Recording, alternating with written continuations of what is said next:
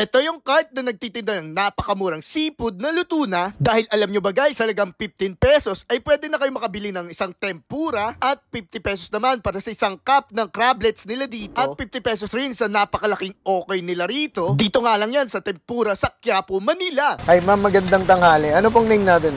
Dap po. Tap. Ano po in-offer natin dyan? Tempura po, crablets, tsaka okoy. Yun, magkano naman yung price range niyan, ma'am?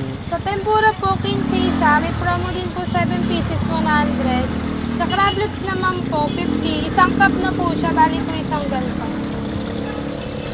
Isang ganito na po. Ganyan. Grabe ang mumura naman ng tinda mo, no? Hindi ka ba nalulugi dyan, madam? Hindi naman po, basta madami bumibili. Yun. Sa mga nakapanood, ma'am, saan kayo pwede puntahan at anong oras kayo pwede puntahan dito? Dito po kami naka-location sa Carlos Palangka, Quinta Market, sa tabi po ng Mr. B.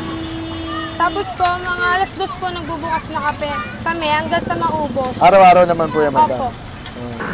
Sa Matim, dito tayo sa may Quinta Market at malapit lang to sa Mr. B, yung nagbabayro na bulalo. At nakita natin to guys, yung tempura, ayan. Pinakamura yung nagtitinda ng mga seafood, crablets, tsaka okay guys. At price range lang ng 50 pesos. Sabi ito pinakamura. 15 pesos isa lang guys, tempura. So nag-open nga pala ito mula 2 hanggang maubos. At araw-araw pwede yung salinde. So tikman na natin yung tempura nila guys. 15 pesos lang. Grabe guys, napaka-crunchy ng tempura. Sabay, sa mamahaling restaurant dito sa street, 15 pesos lang.